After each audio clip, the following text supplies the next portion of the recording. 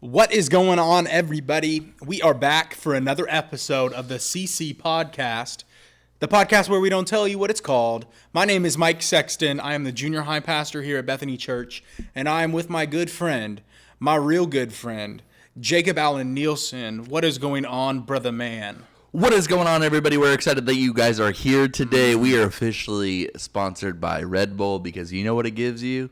It gives you wings. We appreciate you, Red Bull, for the sponsorship. Thank you. We are indebted to your services for youth ministry. You are the thing that gets us pumped up on a Sunday evening. Come on. And the Holy Spirit. You are the reason why we have energy when we don't feel like having energy. Exactly. Exactly. You are the reason why I can be tired but not seem like it. Yes. And if you didn't catch my name is Jacob Allen Nielsen. Come on. High school pastor here at Bethany Church. Excited that you guys are with us at the podcast where you don't know the name of it, a.k.a. CC Podcast. Come on. So, Michael Kelly Sexton. What's good? We need a baby update. It's time for the baby update. So where you at? Where's that bun in that oven? Come on. That bun in that oven is big. Bulky boy. Well, girl. Bulky girl. But who knows, honestly. Who knows? You never know until what the if baby she's comes like out. 6 pounds, like a medium trout? Okay. Well, the baby is doing good. We are currently 37 weeks pregnant. We are excited to meet our little girl. She's big. She's large and in charge. She's kicking like crazy. We got some doctor's appointments this week to figure out how big she might be. We have our guesses. We have our guesses. I got to stay locked in. I'm 10.2. I was 10 pounds, 2 ounces. I? You're 9 something. Like 914. We got to go back and check the tapes, but I'm we're excited. It's getting close. We cannot wait. It's going to be a really, really good time. Can't wait to be a father. Yesterday, we're recording this on Monday. Yesterday was my first Father's Day. Although I have not met my little girl, I do consider myself a father. Isn't that crazy? Did you have a good Father's Day? It was great. What'd you Got get? an amazing gift from my wife. She got me a book. I like to read to Rhodes, and she got me a book that's custom. It's got Rhodes' name in it and my name in it, so it's like my story with my daughter. So It's really great. We love it. The other gift I'm getting today is I'm going to get a tattoo. So that's a gift for my wife. Yeah, dude. Blasted. Oh, that could be another topic. That could be part of this topic later. The tattoos. I'm excited about what we're going to be talking about. Obviously, Michael just shared the baby update. I'm going to ask him another question about that, so just be ready to field that. But then also, we're talking about the youth suite. So you see where we're at. We're talking about where we're at. Where are we? We're in the youth suite. Come on. We said a couple weeks ago, we're in a secret location. Yeah. We were real tight up against that corner, so you really couldn't see much. But now we've loosened up. We're loosened up. We're officially, it was because it was unofficial. Right. We weren't officially in the youth suite. We Correct. were just praying, fasting for the youth suite. We didn't do that. We really just asked Jeff. And he presented it to the others. I definitely prayed about it. I didn't fast. I definitely did not fast. I ate. I kept eating. Obviously, you can fast from other things, but just so you guys are aware, I kept eating. There was no stoppage at any point. So we're excited about that. And later on, we're going to be talking about preachers with sneakers. Come on. Is it something that it should be a thing? We'll get into the depths of that later. But you were telling me a story about specifically your wife's feet. What's going on with those things? What's going on? So, if you don't know this, you'll know this when you get married and have kids and your wife is pregnant. Towards the end of pregnancy, your wife's feet just start swelling up. And it's funny because my wife, she has like the most petite little ankles in the world. Like she twists her ankle like this far and she's like done. Like she has the weakest little baby ankles. Did you play basketball? Yeah, dude, weak little ankles, bro. super weak ankles. I, on the other hand, have cankles, so I can twist my ankle all I want. It's not, doesn't hurt. I'm good. But yeah, her feet have been starting to swell up. They like swell up throughout the day, and then they're really swollen at night. So we had to go find her a new pair of shoes. We were at the mall for 4 hours trying to find some dang shoes. We couldn't get I was trying to get her like the Adidas Ultra Boost because they're super comfy, right? And because they're like socks, they're narrow. There's no tongue to so she couldn't slide her foot in there. So we ended up having to get her a pair of mom shoes, a pair of Brooks walking shoes, and they're like an ugly color, but they're comfy. She loves them. I can't wait. I'm sorry for this, babe. I know you. Maybe that's her new style. She's sad about it. We were on a walk. The first day she got them when we were on a walk, and she was like sad that she had them. She's like, I feel like I'm an old lady. We literally saw 2 women like in their 50s and 60s rocking the exact same shoes, exact same color. It was hilarious. Well, that's what happens, dude. You get pregnant, your feet get swollen. Come on. You get pregnant and your life changes. You got balloons on your feet. Yep. Figure it out. Come on. So this isn't in regards to Sabrina being pregnant or anything like that. To be continued. Just kidding. That isn't like sorry, I should have said that. Well, I guess it's still to be continued. Anyways, we went over to Sabrina Cruz, a.k.a. Gary Cruz's house to celebrate Father's Day. Yeah. A.k.a. Sabrina's dad. And actually my father now. It's weird. Come on. Weird. Okay, anyways. So we go. Amber Cruz, Sabrina's youngest sister. She's, I think, 23 or 23. She had a wrist guard on because she hurt her wrist. She thinks she has tendinitis in her wrist. So started making fun of her, talking about how she's on a bowling league and she needed a wrist guard. And then, wouldn't you know it, her oldest sister, Nikki, has a wrist guard on her freaking left wrist. So I don't know. Her wrist is hurt.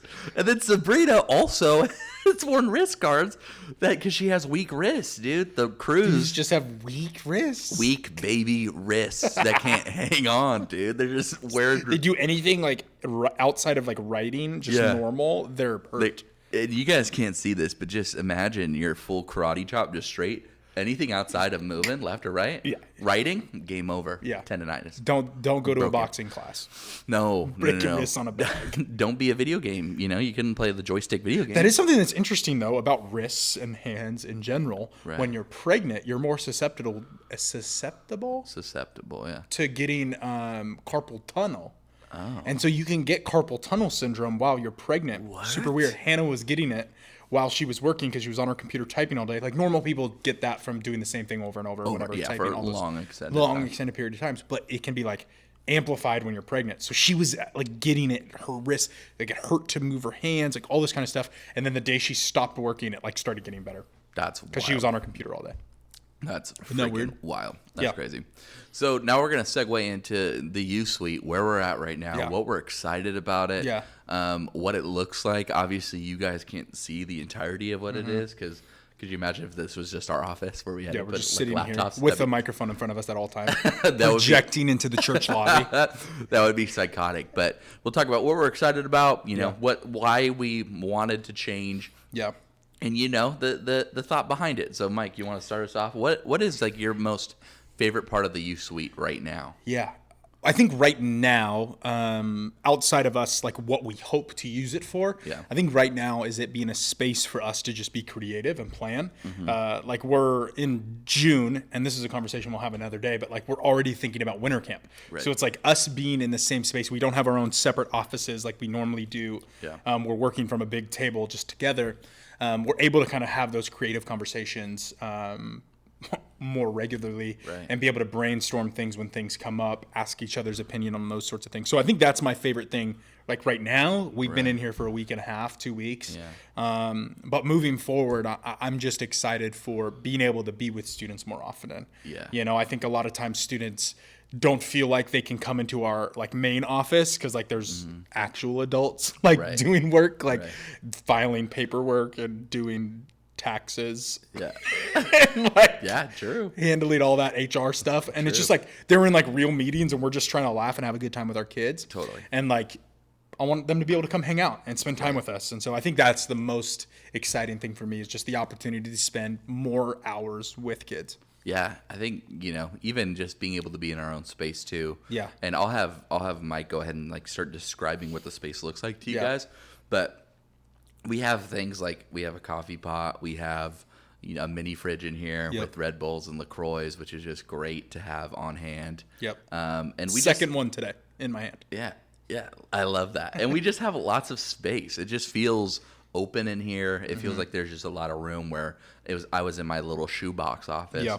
where I felt like, I could have me and another person in there, and then it's like tight and everybody's too close. Yeah. So, Mike, why don't you describe to the viewers Yeah. kind of what the setup looks like, what it is, Yeah. give them a good visual. Yeah. So imagine this. You know what I mean? You're walking into a room that is, probably 25 feet by 25 feet.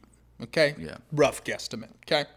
You walk in, there's a big, long table that is mine and Jacob's office now. It's where we work from. Right. That's where midweek Bible studies can take place, meetings with students. Students can come and do homework at that table with us as we're getting our work done. But then as you go into the room a little bit farther, if you remember the couches from Jacob and I's offices, those are in here facing the big TV that's on the wall.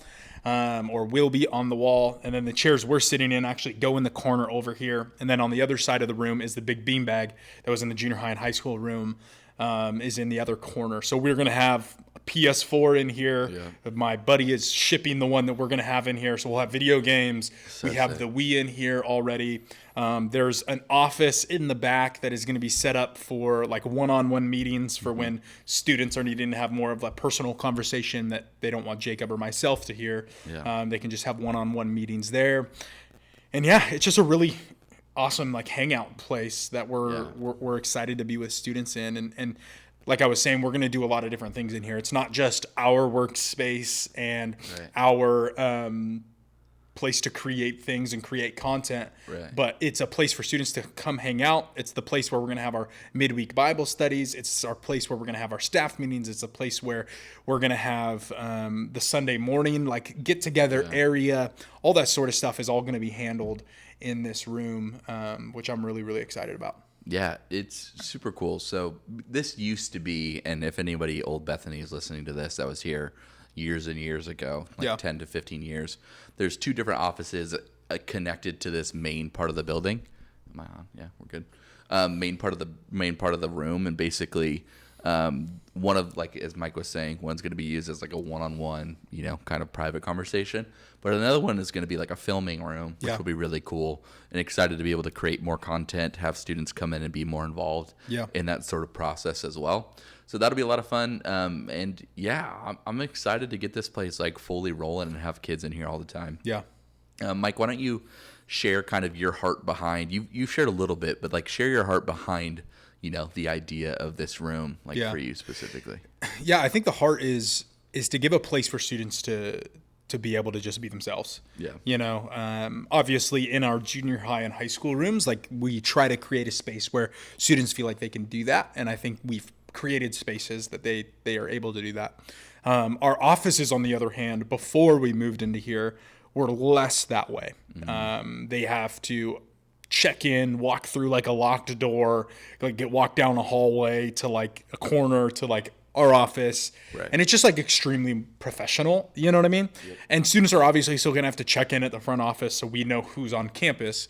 But once they get to this space, they're able to just be themselves. I think sometimes students don't enjoy being at home 24/7. They miss being able to just be 100% themselves and just lay on a couch and not have to worry about anything. You know what I mean? Yeah. But like just to be able to come here after school and get your homework done if you need to, just spend time with Jacob and I. If you want to help us do stuff that we're doing, you want to help us film things, you want to be in those sorts of things. Like this space is the space that we're going to be able to do that. And I'm just so excited for what like God is going to be able to do in this space with our students, just with the amount of time we're going to be able to spend with them. Right. Like I think, I've heard stories of when this was like an old youth suite and students had the opportunity to come in and do homework every day. Or, if a student even has like a bad home life and would rather be, here instead of home, like to create this environment where students, feel comfortable and, have two guys that just are excited to see students in here and be a part of what we're doing in ministry to help the ministry grow, but then also to be able to do a lot of discipleship, I think will happen here. Even if it's not like super intentional discipleship. Yeah. I think kind of like that unintentional, like, you know, follow me as I follow Jesus. Like, here's how I'm working for the glory of God. You get to, you know, you're in the same office as I'm working. Yeah. Maybe you're playing video games or doing your own homework. Yeah. But a student can ultimately see like what is going on behind the scenes a little bit. And I think that like really opens it up for them to understand what our job actually is. Yeah, because to interrupt, but I feel like that gets missed sometimes. Like students I'll text a student, they're like, "What are you doing?" And they're like, I'm at work. They're like, "What do you do all week?" Yeah. They like think that it's only Sunday, and it's just like, yeah, that's like our main day. Yeah. But like the amount of work that goes into it to make a weekly ministry run, I'm excited for students to come alongside us in that. Yeah, I think I think it's just going to be a really cool opportunity for us to be able to, you know, have students be involved more. And it's a multi-purpose room. Like, if you can have a room that serves 3 or 4 different purposes, come on, you're winning. Yep. You know what I mean? Yep. And just not even only in church realm, but like in any sort of kind of environment. Like, you're winning if you're creating a space that could be used in multiple different ways pretty easily. You know, it's like we set up for, you know, filming for this. We move a couple couches over and set up some lights, and we're ready to go, you know? So it's pretty simple. So we're excited. If you're a student listening to this, we're excited for you to be a part of what's going on here in the youth suite, but then also staff too, to be a part of the, you know, kind of the collective thing of being able to brainstorm winter camp stuff, sermon series during the year and stuff like that. So it's going to be a really exciting time. Now for our next topic, we're going to be talking about preachers with sneakers. Come on. I think Mike and I think we're not completely opposite ends, but I think we might disagree a little bit with each other. For sure. So, which is fun and exciting to be able to talk about this. Yeah. So preachers with sneakers. So basically, if you don't know what that is, it's an Instagram. I think it was created first, was an Instagram, basically documenting preachers with really expensive, exclusive shoes. So shoes that, you know, upwards of like $250 to like $3,000, probably even going higher. So these preachers of the word, you know, people that run churches, all this stuff, basically have really expensive shoes. While, you know, people in their congregation or people in their cities are struggling in different ways. So is that right? Is it wrong? You know, are there gifts? What are they sponsored? What does all that look like? Some people gift them. So there's like a lot of kind of components to this. So, Mike, what is your thought when we think, you know, you start talking about preachers and sneakers? What are some of your initial things? Yeah, I think if you're watching on YouTube, you can tell by our shoes what I think in comparison to what you think. We're obviously, I don't think. AKA, I have, if you're just listening, I have, you know, $45 Vans. And then Mike has a pair of Yeezys on. So just so we're aware of who's on what's on. So my thought process on it has changed. Okay. When the account first came out, and I was a little bit like taken back by all of the things, and was like, this is ridiculous that pastors are wearing such expensive clothing, such expensive shoes, all of these sorts of things. The reason why is when you look at the account, they post what the shoes are selling at resale. Right. So like the way those type of shoes work, if you don't know, is they make a limited run of them. So they'll make 5,000 units of one style of shoe, and they sell them and they don't ever make them again. So once they're all sold, then all of these people buy them and sell them again to other people for way higher of a cost. So for example, the shoes I'm currently wearing, yes, they're expensive shoes. They're $220. I got them for $220 at retail, but now about 4 months later, they're reselling for about $340. Okay. Other different kinds of pairs of shoes. There's some Yeezys that are all $220. Right. But when they resell, if they're a more desired style, that sort of thing, you can find a pair of Yeezys for $1,500. Right. So when they post those pictures of the pastor in the sneakers, they're showing what they're reselling for. Right. Which is a lot of times a very, very expensive price, a lot more than the retail cost. Correct. So once I realized that's what was going on and the price of them wasn't, it's obviously high, but it's not ridiculously high, like in the thousands or anything like that. I started to just be like, okay, I shouldn't be as judgmental of these people for wearing nice shoes. It's what they're into, whatever. On the other hand, I think that pastors specifically need to think very carefully of how they're stewarding the money that they've been given, because my income is based on what people are giving for the work of the ministry. So obviously we do the work of the ministry, we serve in our ministry context, and our salary comes out of whatever people are giving on Sunday morning. Right. And so I think that makes it for us to be aware of what we're spending our money on. Right. But at the same time, like, it's also like we've earned the money that we've been given for our job. Like, we signed a contract of this is how much we were going to make. Yep. And how I choose to spend it after that is under my discretion. But at the same time, I should be aware just on the basis of what my role is in the church, I think. Right. Right. And then, so like to talk about like resale and all that sort of stuff, like, you know, when we see a pastor that has thousands of dollars or thousands of dollars in shoes, like just he's wearing these shoes or whatever, he doesn't necessarily always buy them for that much. Yeah. He might have got it gifted, you know, somebody might have just given them. I know Nike and other, you know, places, they give out shoes to be able to kind of like represent, or for people to, you know, whatever, sponsorship and, you know, it's basically merchandising more or less, an advertisement. But it's like, you know, for me, it's sitting there, this dude maybe got them for free, which is great, you know, but also that dude could have, you know, $1,000 on his feet, you know, walking around with shoes. And I just, when I think about like that look and that perception, and that's the thing is like, I like that style. Like I want to dress like that if, you know, but there's like a conviction for me. And number one, I don't even make enough money to be, maybe it's just jealousy. Maybe I'm just envious. Maybe that's all it is. Yeah. No. But I think there's like this like hard thing of here I'm the leader of this church, and I say I care about all these things, but then, you know, care about all these people starving like in my neighborhoods and all this sort of stuff. And, you know, I got $1,000, which could feed a family for a week easily. And so it's like that representation of what that looks like, even if you give it away later, it's like, why do you need the clout to have that? Like, you know, what's the thought of like, I get, you know, stylistically, I get that you like that. Yeah. But there's a way to accomplish that style without having to have such a expensive shoe on your feet to then like get praise from other people. Yeah. Because that's what it always seems like, is like, I just want this guy to be like, this is freaking dope, dude. Yeah. Or that's a cool shoe. So that's always hard. Is like, where are you getting that attention from? And is that attention even necessary? Yeah. Is it distracting from, you know, ultimately trying to shine God's light on other people? Yeah. So. And I think for me, as I think about that, because I feel that same tension too. Yeah.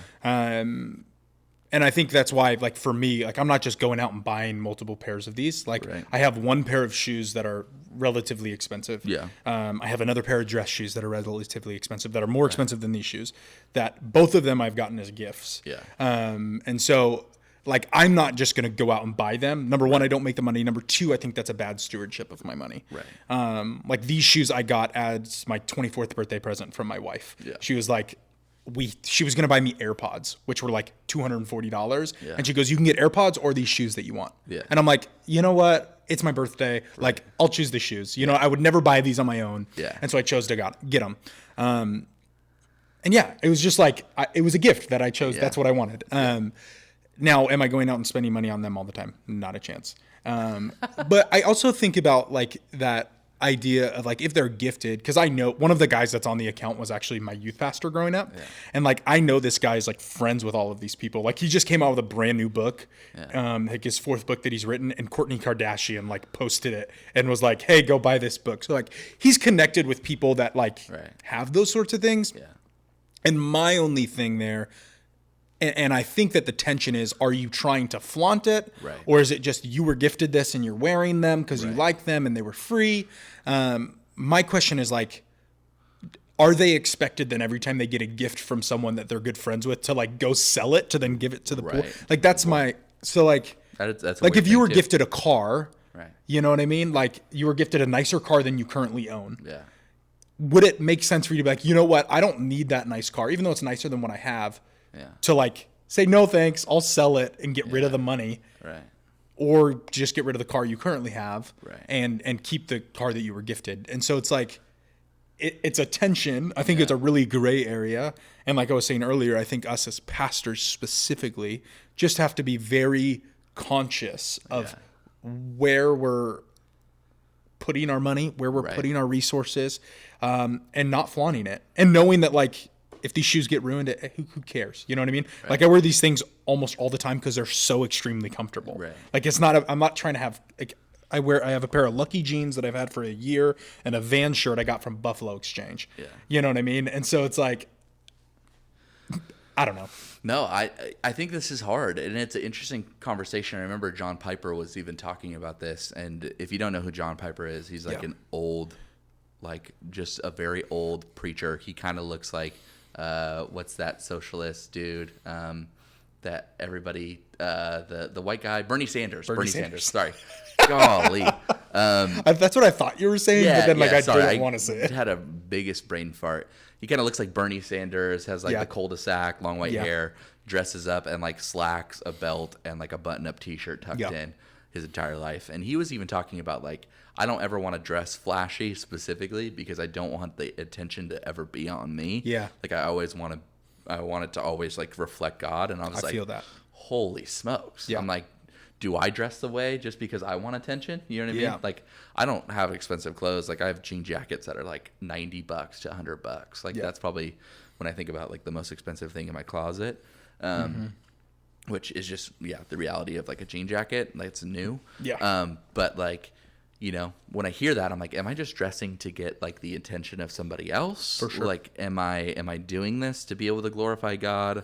Or am I doing this for my own personal like want and desire, like style? Like, is it about me? Or what is that tension? I definitely hold that all the time, and it's hard and it's difficult. And I understand where John Piper definitely is coming from. Yeah, and if I ever came to a point where I was like I wasn't willing to give that up because I wanted to hold on to my own personal style or own personal like thing, I would like immediately then. Hopefully I would feel convicted and be like, who cares? It doesn't matter how I dress. It doesn't matter what I look like. Yeah. I'm being dramatic. So and that's totally opposite ends of the spectrum is like John Piper, Bernie Sanders looking white dude with a dress shirt and, some like, I'm going to wear the same thing pants. With a different pattern every day. Totally. And then you have like the, Chad Veaches, TD Jakes, I think was on there a couple times with like a suit and some ridiculous pairs of shoes.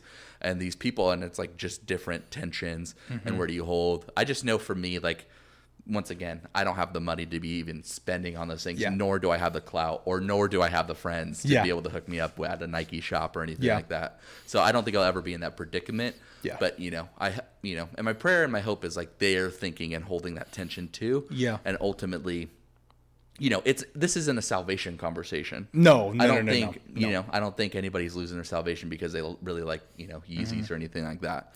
But hopefully they're able to hold that tension and be able to realize like, okay, people are gonna not like this and it's fine. And like as long as they feel decent about it. Yeah, it reminds me of that verse that says like, to him who knows the right thing to do and doesn't do it, to him that is sin. Right. Where it's like the act of doing that specific thing isn't necessarily sinful, but if I know that the right thing in my conscience, whatever the Spirit like is leading me to, this is the right thing to do and I choose not to do it, or this is the right thing or the thing not to do and I choose to do it, even if it's not specifically talked about as sin, it's sinful for that person to indulge or to do that thing. And so I think it's just being honest with yourself about where you're at, seeking the Lord in those decisions, of like, for me, I'm not just going to go out and spend my money on those things. Right. If I find a pair of shoes that I really, really like, I'll save up for it. Sure. You know what I mean?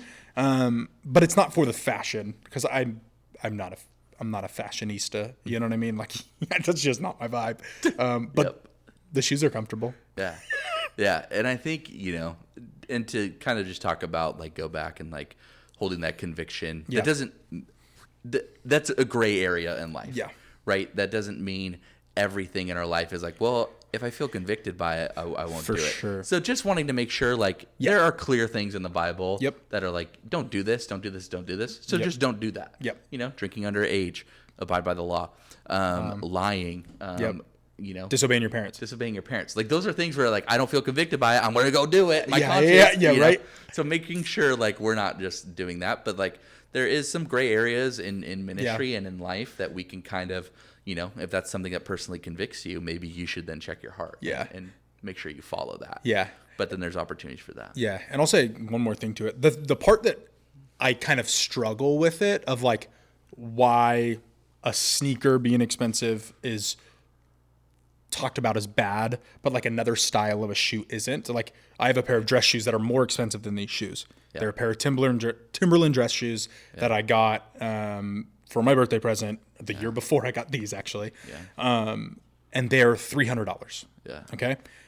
Not a single person would ever make a comment about me wearing those shoes ever. Right. And so that's where I kind of struggle, where it's like, because of the style or the type of shoe or the hype that's around it, right. Now it's wrong to have it, right. or to have that nice thing or whatever it is, when I have something that's more expensive that no one has even batted an eye at or even asked me what kind of shoes they are. True. You know what I mean? So it's like, true. It goes back to that, like where I just have to be conscious of how I'm stewarding my money specifically, right. And make sure I'm stewarding it well in a way that honors God. Yeah.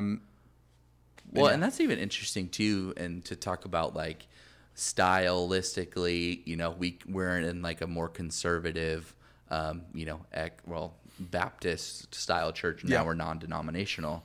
Yeah. But like our roots is like, wear your Sundays best. Yep. Whereas, the preacher should have like a tie and a long sleeve shirt on. And if he wore a suit, people would freak out and be also suits are super expensive. Well, by the way. Well, and so that's kind of the holding that tension of like, okay, this is a really expensive outfit, so that's money, but the negative connotation that like a sneakers and maybe some ripped jeans and a jean jacket or a flannel or something is like lazy, and somehow like there is a negative connotation when it comes to like streetwear that's like whatever that connotation is of not being nice, and that if you wear for a $400-$500 suit with everything, like somehow that's representing your love for God in a different way.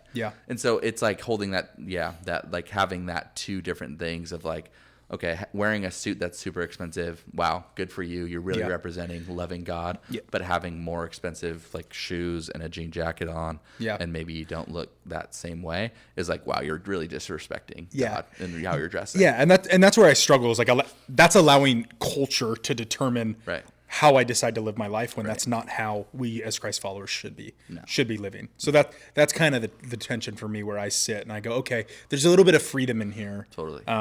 As long as we're still seeking to honor and glorify God. Yeah. I don't remember in anywhere did it talk about Jesus wearing his Sunday best at any point. No. What was my man wearing? Dude, that man was walking around in sandals, preaching the word, just doing ministry, dude. That's what I'm saying. He wasn't in some like king pharaoh sick robes. You know what I mean? He had a robe, but like it's not like the high end anything crazy. So I think it's just like understanding, what your convictions are, making sure you're holding to those, and don't be an idiot. If you don't have thousands of dollars to spend on shoes, don't spend it. Don't get a credit card and rack your credit card up. Yeah, don't do that. Yeah. So I don't know. That's kind of to wrap up that conversation. For sure. Is to be able to hold to your own convictions. And, like I said, if I was wearing like $800 shoes, I would feel convicted as crap. I'd be like, what am I doing? I can't do that. Yep. So hold to those. Once again, we love you guys. We miss you guys. This podcast was brought to you by Red Bull. It gives you wings. Sugar-free versus full sugar. Full shugs. You can get at any convenience store, supermarket, wherever you need to get your beverages from. Come on. So we love you guys. Make sure you guys tune in next week. We miss you so much. Mike, close us out. We love you. We'll talk to you later. Peace, blessings, and Red Bulls. Bye. Bye.